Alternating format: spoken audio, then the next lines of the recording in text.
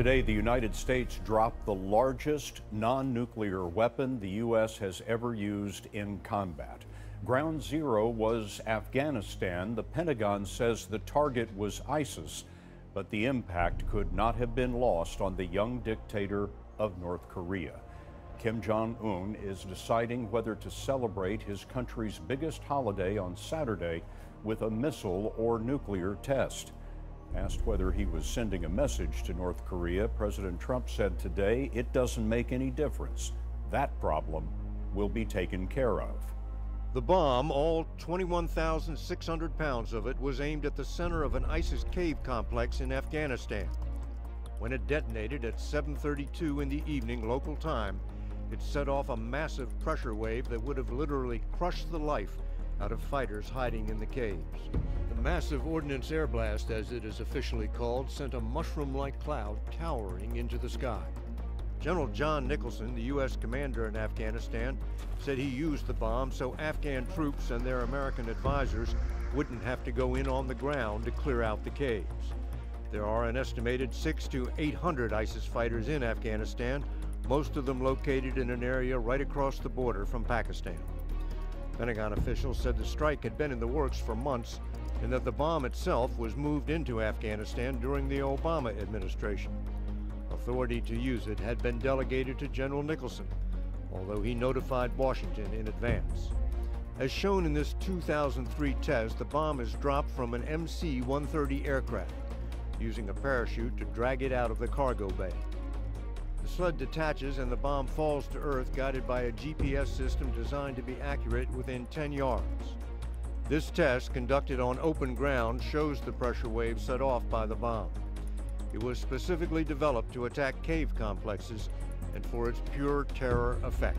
Now, U.S. President Donald Trump has praised the military for bombing Afghanistan with the largest non-nuclear bomb in the U.S. arsenal. If you look at what's happened over the last 8 weeks and compare that really to what's happened over the last 8 years, you'll see there's a tremendous difference, So we have incredible leaders in the military and we have incredible military, and we are very proud of them, and this was another very, very successful mission. Last week, in the same district as the bomb was dropped, an American soldier was reportedly killed while conducting operations against Islamic State. The security situation in Afghanistan remains precarious. A number of militant groups are still competing for territory more than 15 years after the U.S. invasion that toppled the Taliban. Now, we mentioned a moment ago that North Korea is about to celebrate a major holiday and is considering a weapons test of its own. Our Ben Tracy is in the North Korean capital. These new satellite images show that North Korea may be preparing to conduct its 6th nuclear test. A U.S.-based watchdog group says the country is primed and ready after analyzing telltale signs of activity at the remote underground test site. Exploding a more powerful bomb or launching a new ballistic missile could be timed to coincide with this weekend's celebration of North Korea's founder, often marked by a massive parade in which the country is not subtle about showing off its military might. Kim Jong-un, the current North Korean leader, made an appearance in Pyongyang Thursday in front of a crowd so large it appeared to be everyone who lives in the city. He cut a ribbon to officially open a newly built neighborhood with more than a dozen new high-rises, some 70 stories tall. It's an attempt to show economic progress in a country where the reality is that most people live in poverty. Kim Jong-un did not speak at this event, but he didn't have to. He let these buildings do the talking, and his message to America is your sanctions don't work. We will keep building our buildings and our missiles.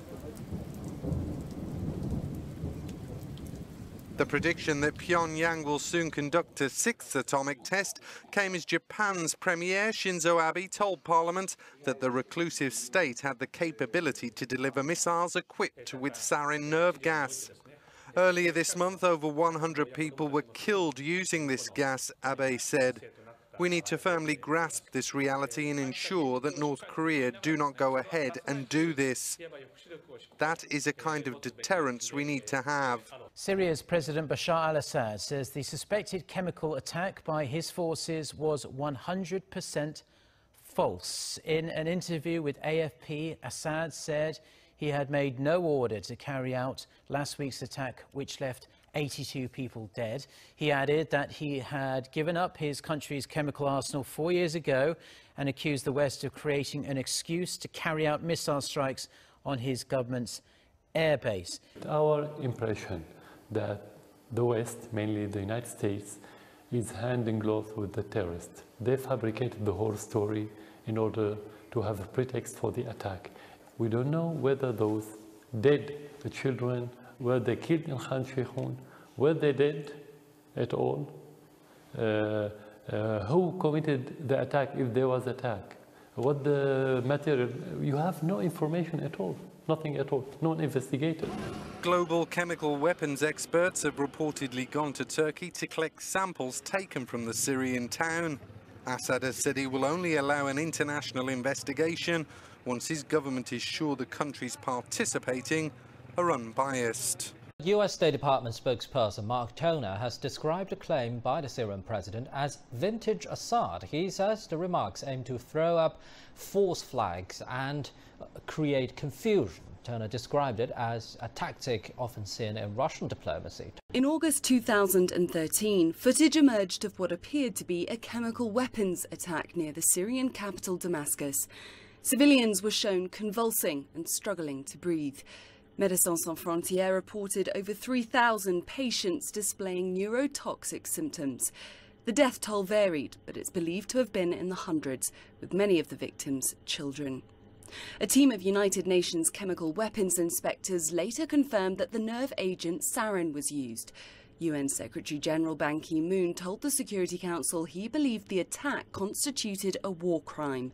The Syrian government was believed to have over 1,000 tons of chemical agents, but it denied orchestrating the attack and, backed by Russia, described the allegations as false. Instead, Syrian President Bashar al-Assad blamed rebel groups. On the 9th of September, Russia proposed Syria place its chemical weapons under international control and dismantle them. Syria agreed. But the United States pushed the UN Security Council to authorize force should Assad fail to comply. Over the last 2 years, my administration has tried diplomacy and sanctions, warnings and negotiations. But chemical weapons were still used by the Assad regime. A month later, a UN team arrived in Syria to begin the destruction of chemical weapons stockpiles and facilities. But due to security concerns, it was only able to inspect 21 of the 23 sites. By May 2014, Syria had missed several deadlines to remove its chemical weapons stockpile. The Obama administration, working with Russia and international experts, later claimed to have destroyed the stocks. Last year, however, hospital officials in Aleppo reported a chlorine gas attack, and that was followed by this month's attack in Idlib. The battle against ISIS continues. On Thursday, United States-backed forces in Syria reportedly entered the fourth phase of their offensive. They are working to clear the militants out of the Jalab area north of the Islamic State group's de facto Syrian capital, Raqqa. About 300,000 people reside in the area. Attack on Raqqa hasn't begun yet, in all apparent delay in the operation. The Syrian Democratic Forces multi-stage campaign launched November last year consists mostly of Kurdish and Arab fighters. Their ultimate goal is to drive the jihadists from Raqqa and liberate the city. It's unclear how many phases are planned for the SDF's offensive. Poland's President Andrzej Duda has welcomed the arrival of NATO troops in the northeast of the country. At a ceremony for the multinational battalion in Orzeź, he said their presence would help prevent attacks on Poland from being repeated. It's no exaggeration to say that many Polish generations have been waiting for this moment since the end of World War II. They dreamed about it and they made sacrifices, beginning with soldiers who fought and died for an independent Polish state against the Soviet occupation. The US is leading the forces backed by UK and Romanian troops. Ahead of the ceremony, Polish government sources said Warsaw hopes to welcome US President Donald Trump for a short visit in July. On Wednesday, he did an about-turn on his campaign trail criticism of the 28-member organisation. 10 days after the St. Petersburg metro attack, a small explosion near a metro station in the Russian city caused fresh alarm and left one person injured. The circumstances are as yet unclear, but reports indicate a device exploded in the hands of a teenager who's been taken to hospital. Eyewitnesses describe the explosion as being strong, comparing it to as if a truck has slammed into a wall. A man's dead and 3 other people were injured after a gunman opened fire on a moving metro train in the U.S. state of Georgia. A suspect was arrested when the train stopped at the next station in Atlanta. Some reports say the shooter appeared to fire on passengers at random. Story at this hour. The headquarters of the National Front Party in France has come under an arson attack. The ground floor of the building in central Paris where the far-right party has its headquarters was the target of attempted arson. The fire did not do any damage, and some graffiti was found close by mentioning the Front National and the initials KLX. This happened overnight, and the firemen quickly extinguished the fire. A group called Combat contre la xénophobie, or Fight Against Xenophobia, has claimed responsibility since. Well, this prompted Marine Le Pen, the candidate of the Front National at the presidential election, to criticize the government for not being tough enough on what she calls small leftist groups. She tied this back to incidents that happened during demonstrations against the labor reform law last year. Let's take a listen. I suppose this is probably the work of a small leftist group. Those groups have been acting with impunity for several months. They're the same ones that destroyed shops, burned cars during demonstrations. The same ones who attack the police. Once again, I'm not surprised because French President François Hollande's government has for several months let them do these things, despite me asking several times for those groups to be disbanded. These small groups are very violent.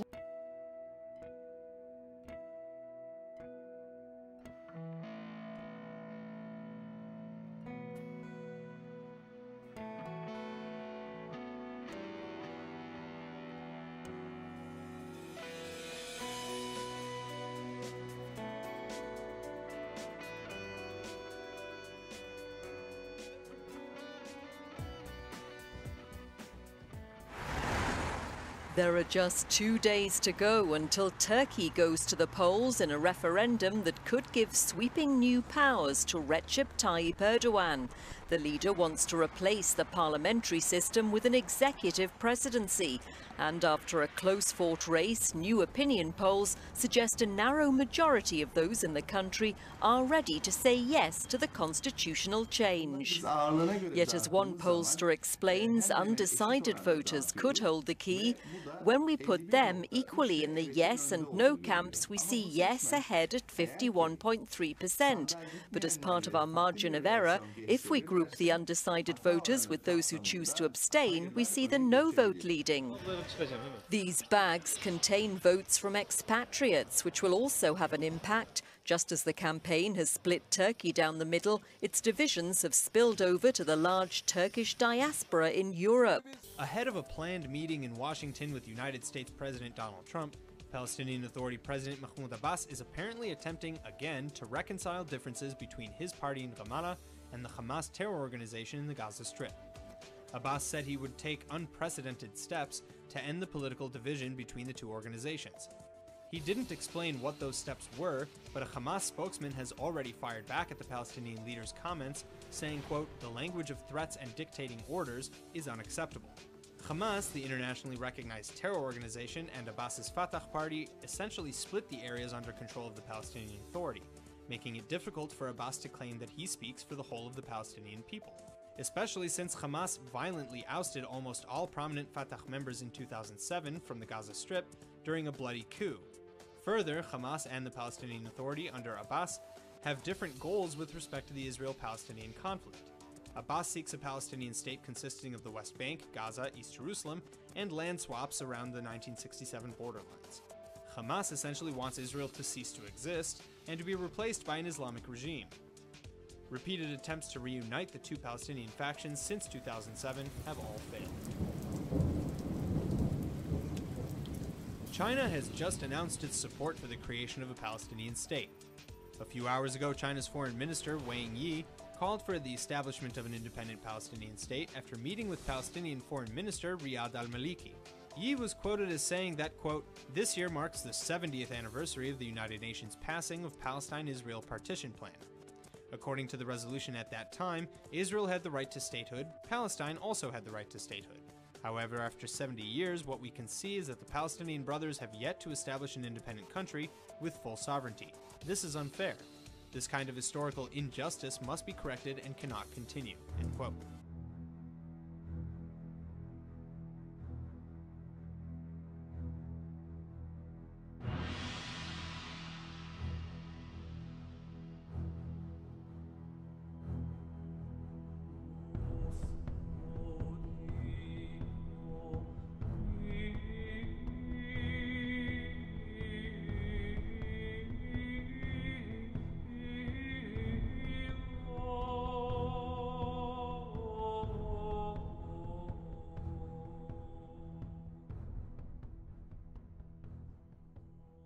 Finding is finding hydrogen coming from the plume of Enceladus, and the fact that it could support potentially microbes with energy on the seafloor of Enceladus. Now, this finding is the result of 12 years of Cassini investigations, and it really represents a capstone finding for the mission, because we now know that Enceladus has almost all of the ingredients that you would need to support life as we know it on Earth. Well, here I have a model of the Cassini spacecraft, and Hunter, maybe you can show us where your instrument is that detected the hydrogen. Yes, Linda. The IMS instrument, the ion neutral mass spectrometer, is sitting on the fields and particle platform right here, and it directly samples the gas that comes in as we fly through the plume, as opposed to an ultraviolet spectrometer or an infrared spectrometer, which would look for scattered, absorbed, or emitted light coming from the molecules in a faraway location. So this sampling is extremely important for detecting trace species. And we were able to, from previous flybys and previous measurements, find out that the plume is 98% water.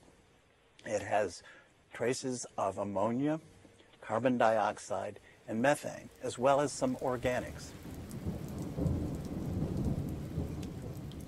It's time to call out WikiLeaks for what it really is: a non-state hostile intelligence service often abetted by state actors like Russia. In January of this year, our intelligence community determined that Russian military intelligence, the GRU, had used WikiLeaks to release data of U.S. victims that the GRU had obtained through cyber operations against the Democratic National Committee.